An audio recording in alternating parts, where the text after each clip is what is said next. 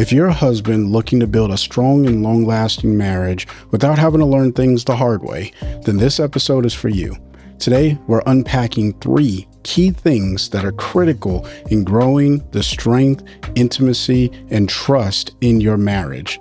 Let's go. Welcome back to the Husband Coach's Corner. I'm your host, Chris Scott, and yes, today we are talking about 3 critical things, or keys, if you will, to building a strong and long-lasting marriage. Now, I'm not one of those people that's going to sugarcoat it. Marriage is a huge commitment. It is a huge commitment, and we want to make sure that the things that we're doing as husbands are actually building that marriage. Now, here's what I'll tell you about marriage in itself. All right. These are statistics. I have a link down in the description or the show notes. So wherever you're capturing or listening to this audio, you'll be able to go check out that link. But here's the deal. 43% for first-time marriages end in divorce. All right. 60% for second-time marriages end in divorce, and 73% for those who are married 3 times or more. All right. Now, I don't want any man who listens to this podcast to become a statistic. That's just not what we want to do here in this community, which is why we want to find ways to love our wife every single day. And because of that, we're becoming better men in the process. Now, for all of these first-time marriages, a lot of the things probably could have been avoided, and it didn't have to end in divorce. But for whatever reason, it did. So what do we know about these stats? Well, the more times you get married, the higher likely you are to get divorced. Now, I don't put a whole lot of stock or, weight to circumstantial numbers like that, right? Because every relationship is different. Every marriage is different. But what this does show is that there's a trend, all right? And trends usually don't lie. All right. The first time that you get married, you're almost at 50%. It's like 50-50. And this is why we want to grow as husbands so we can lead our wives effectively. And then obviously, the more times you get married, the more likely it is to end in divorce. I don't know why. I'm not even going to try to speculate why that is.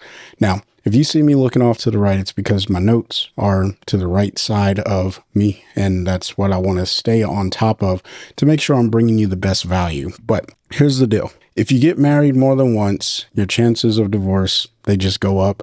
And that's why we want to focus on 3 things that are going to help us stay committed. All right. Now, here are some of the things that are leading to divorce, at least based off of this article. The first one is lack of commitment. Second one, infidelity. Third is domestic abuse. Fourth is excessive arguing and conflict. And then the 5th is financial problems. Now, the cool thing is the 3 things that I'm going to be talking about with you today, they're all going to address one or multiple of these things. So that way you don't have to kind of dive in or fall into the trap or whatever is leading to divorce. Like if that's something that you struggle with. Now, this isn't like some magic bullet that's going to fix a problem that you're having. If you're having issues like any of the ones that I mentioned, you're definitely going to need to do a deep assessment of your marriage. However, I think that these 3 things that we're going to be talking about today are 100% going to help you get through some of those issues, or at least get you started on the right track to get through some of those issues. And I guess I should pause here for a second and just say that most of the time when I make these podcasts, it's directed purely towards the husbands. But today, this one is going to be more of a couple-oriented thing. And I am going to focus a little bit more on how you can really grow as a husband. But these are going to be relatively universal for just good growth marriage advice, if you will. All right. So let's go over the 3 things. First one, open and honest communication. Second, mutual respect and appreciation. And third, shared values and goals. Those are the 3 things that are going to help you combat the things that we were talking about earlier. All right. Now, before we go any further, don't forget to hit that like and subscribe button if you're over on YouTube, and interact with this podcast however you can on the platform that you're listening to it on. And I greatly appreciate it. So let's go ahead and jump into number one, which is open and honest communication. Communication is, it's the lifeblood of a relationship. Think about it. If you can't communicate, you're likely not going to grow, which means you're going to deteriorate, which means your relationship is going to fail. When it comes down to open and honest communication, I mean, this touches on all of the 5 things that are leading to divorce. But this really touches on the financial problem issue. It touches on a little bit of the excessive arguing and conflict, right? The more honest and open you are, it may lead to some arguments and conflict, but most of the time, conflict happens because there's miscommunication. So open and honest communication is a little bit different, and here's why. What you want to be able to do in your marriage, in your relationship, is go to your wife, and for the wives that are listening to this, go to your husband and just be able to tell him or her exactly what is on your mind without having to feel like you have to hold stuff back. Now, I'm not saying like you should just be able to go and unload every single aggressive statement that you've ever had towards your spouse. That's not what I'm saying. What I'm saying is we should be able to have very candid conversations about the things that are going on in our relationship, because we're in it together. All right. We're in it together. And when you can do that, you can usually talk about finances, which is a huge issue in marriage. And in 2025, it's not any better. In fact, it might be getting a little worse just because of the state of the economy, things of that sort. But I digress on that. The point that I want to make here is having open and honest communication is just going to be the best method of growing a strong relationship. Because if you can talk with one another, that means you can come to an agreement on a lot of things.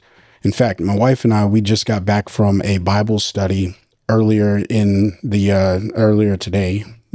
afternoon, because that's when it was. And we were talking about the Bible study, and we were talking about our ideas and our beliefs and if it's the right move for our family. And this is, for those of you who don't know, I am a man of faith. I do believe in Yeshua or Jesus, and, I serve the kingdom. But at the same time, the walk that my wife and I are on has been very difficult in our faith. All right. That's just me being honest. And so we have not had open and honest communication about where we stand in our walk with Yeshua.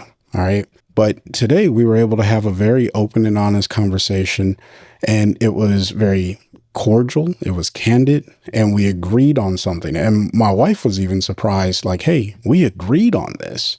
And I was like, yeah, we did agree on this. So I think that that's something worthwhile of noting, that when you learn to have open and honest communication and you start to agree on things, it boosts your marriage. It's like this confidence builder that we can deal with difficult things together. So then when you get into these conflicts, or when you get into financial problems, you can start to talk about those things. And that is just a huge game changer. I cannot stress enough about open and honest communication. But here's the deal. In order to be really good at open and honest communication, you have to have active listening skills. If you are not very good at listening to your wife, and if the wives that are listening to this are not very good at listening to their husband, you're going to miss each other. And that's going to lead to one of those issues that we're trying to prevent, which is the excessive conflicts or arguing, because you're going to feel like, oh, I'm not heard in the relationship, and it's all about you, whatever it may be.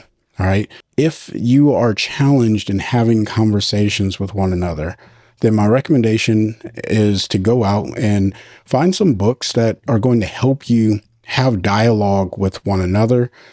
building conversations, because, I'm noticing that in our culture today, because of technology, we just don't know how to really hold conversations the best. All right. Either we find ourselves talking way too much about ourselves and no one else feels like they have a in the conversation. So there's no point in being in the conversation. Or we find ourselves not understanding how to navigate different questions to get the most out of the conversation. So we ask simple questions like, are you going to cook dinner today? Stuff like that, right? Where the answer is just either yes or no. And sometimes yes or no questions have to be asked because, that's just the way that life works, right? We need to be able to say yes or no to certain things. But then there's going to be other times where you want to ask what type of questions or how, or start the question with what or how, because now that's going to be something that requires a little bit more explanation, because you can't answer a question that starts with what with yes, right? Like, just think about that. You can try it out. If you ever want to get good responses that require more than yes or no, don't ask are or is, or start your question with are or is. Instead, start your question with what, how, when, why, who, explain this, stuff like that. All right. Those are really good ways of developing your active communication or your active listening, which is going to help you with open and honest communication. All right.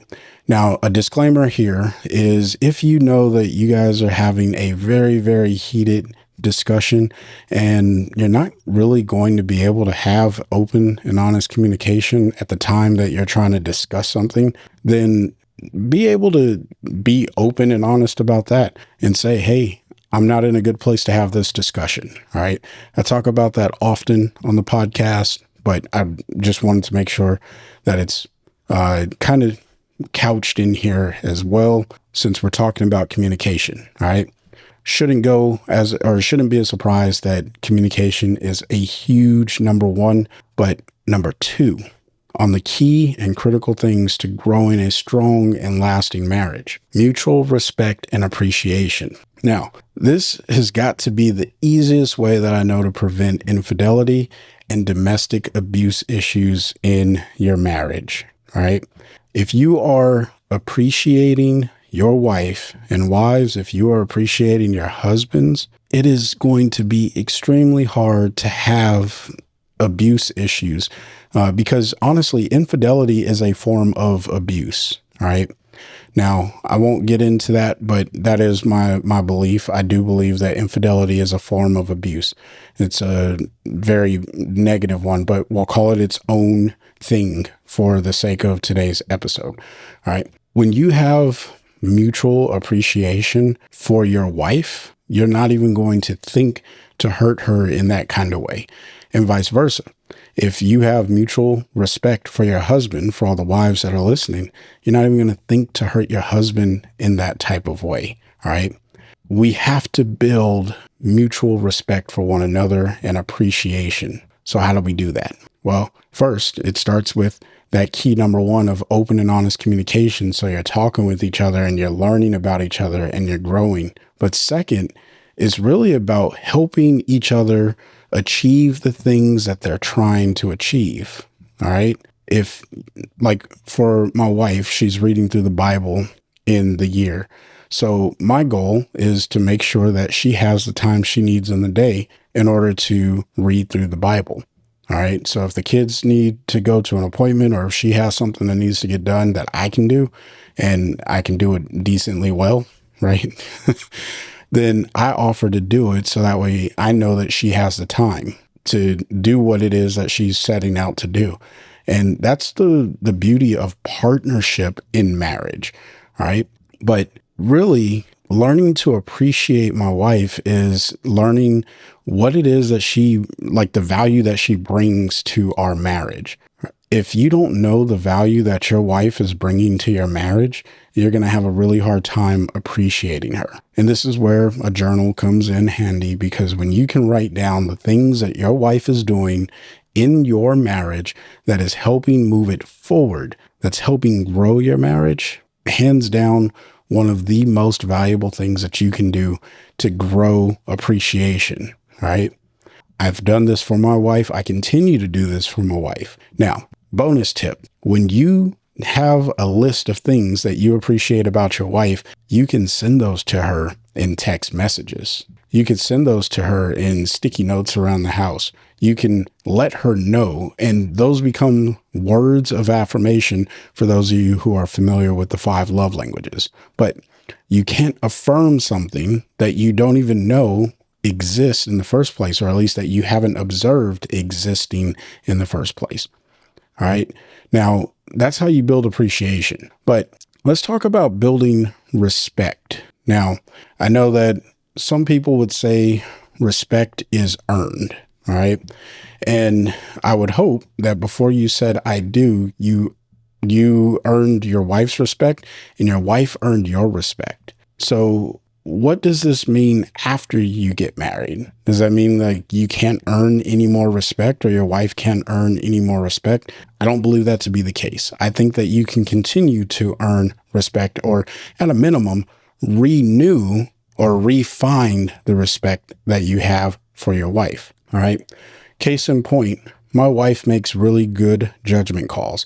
So when she has a point that she wants to make, I listen. Why? Because I respect what it is that she has to say about things that I probably have no idea on or idea about. And in one of the previous episodes, I talked about my wife sees things that I don't see, and I see things that my wife doesn't see. If I don't respect the fact that she can see things and sense things that I'm not even cognizant, consciously aware of, well, I'm probably going to fail. And I don't want that for you. So you should definitely find ways of respecting your wife and finding what you respect about your wife. And for me, it's 100% the things that she can see that I don't see. And then I have to yield to her and say, okay, you know what? You're right. That is probably the better way of dealing with that. Because the way that I deal with things is not always the best.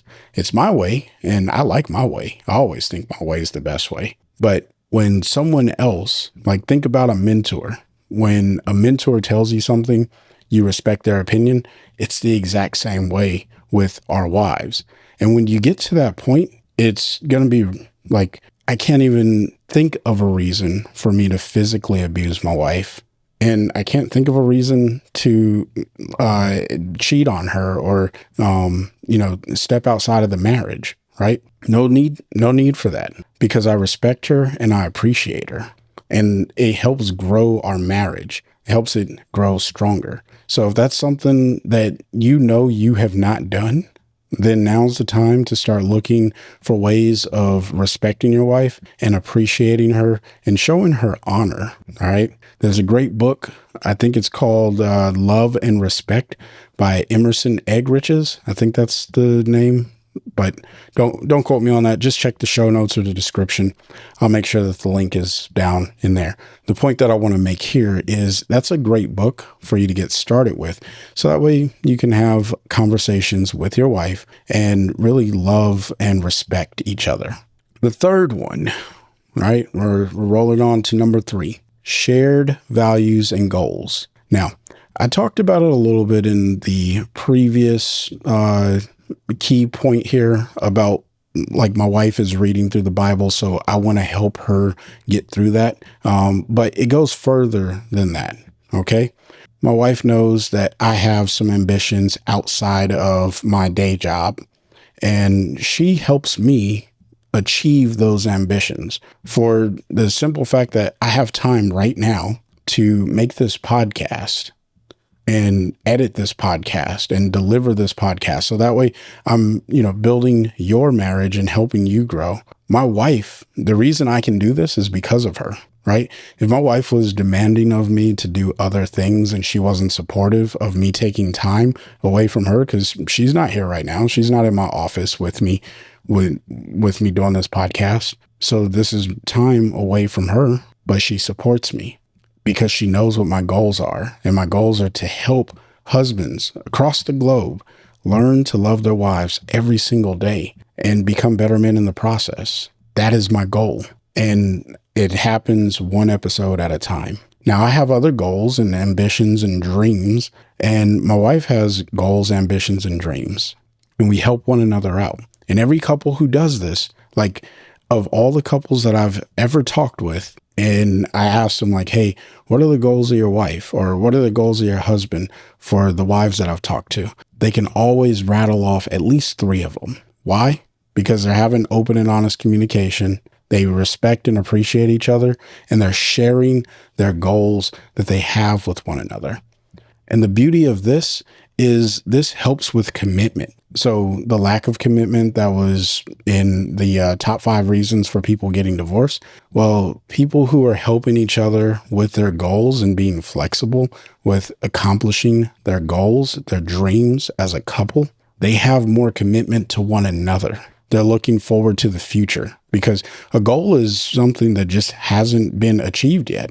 And whatever it is that you have to do to go out and achieve that goal, it's going to require some support. It's going to require elbow grease. And I'm thankful that I have a wife who wants to support me in those things. And I hope that she is thankful that she has a husband who's helping support her in the things that she desires and the goals that she sets out for herself. And we talk about those things. And for those of you who are like, hey, I don't know what to talk to my wife about. Well, there you go. Tell your wife the goals, dreams, and aspirations that you have. Plan some goals together as a couple of what it is that you want to do. Doesn't matter what it is. Travel the world. And pick one place at a time. I want to go to the Bahamas, and then plan a trip, talk with one another, go to the Bahamas. The more committed you are, the more you talk about your goals, the deeper your commitment with one another goes.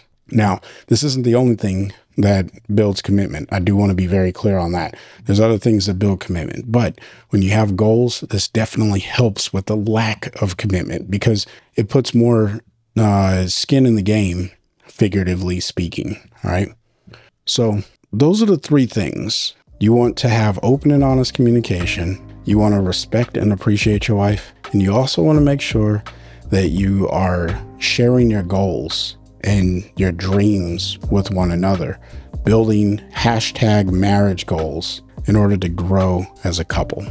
And when you do those things, your marriage is going to become stronger. You're going to become more intimate with your wife, and ultimately you're going to grow old together, and you'll be a blessing to your children and those around you. I hope you found some value in today's content. If you did, smash the like button, interact with the podcast wherever you were listening to it. If you need to get a hold of me, check the description box of the show notes. I'm more than happy to have a conversation with anyone who needs someone to talk to. And with that, until next time, I want you to find a way to love your wife every day. Peace.